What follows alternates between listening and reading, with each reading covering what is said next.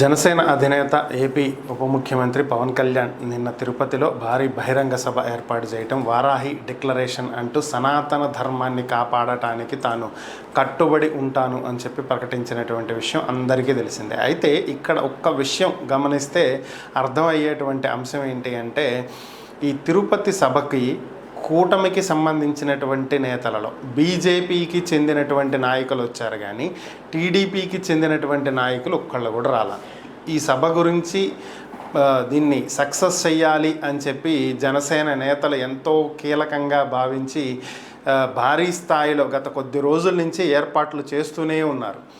మరి అయినప్పటికీ కూడా టీడీపీ ఎందుకు దీనికి దూరంగా ఉంది అనేటువంటి అంశాలు కనుక ఒకసారి పరిశీలించినట్లయితే, పవన్ కళ్యాణ్తో వెళ్తే టీడీపీకి భారీ నష్టం జరుగుతుంది అని చెప్పి టీడీపీ భావిస్తున్నట్లుగా తెలుస్తుంది. ఎందుకని అంటే, పవన్ తన సొంత నిర్ణయాలు తీసుకుంటున్నాడని, అదేవిధంగా తాను తీసుకునేటువంటి నిర్ణయాలకు సంబంధించి చాలా వివాదాలు వచ్చేటువంటి అవకాశం ఉందని, ముఖ్యంగా చెప్పాలంటే నిన్న జరిగినటువంటి అంశమే చూసినట్లయితే సనాతన ధర్మం కోసం తాను నిలబడతాను, తాను ఒక సనాతన ధర్మవాదిని అని చెప్పి ఆయన చెప్పడం.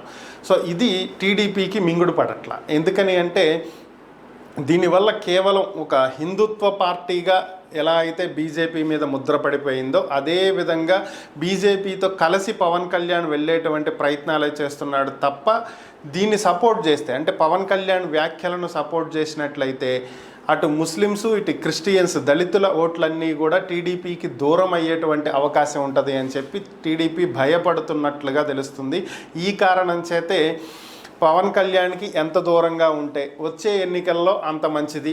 సో ఇదే పద్ధతిలో కనుక పవన్ కళ్యాణ్ ముందుకు వెళితే భవిష్యత్తులో చాలా ఓటు బ్యాంకుని కోల్పోవలసి వస్తుంది అని చెప్పి టీడీపీ భావిస్తున్నట్లుగా విశ్లేషకుల అంచనా. సో మరి ఓవరాల్గా తిరుపతి సభ సాక్షిగా వీళ్ళు చేసినటువంటి, పవన్ కళ్యాణ్ చేసినటువంటి వ్యాఖ్యలే రేపు పొద్దున టీడీపీని, జనసేనని విడగొట్టబోతున్నాయా అనేటువంటి అనుమానాలు వ్యక్తమవుతున్నాయి.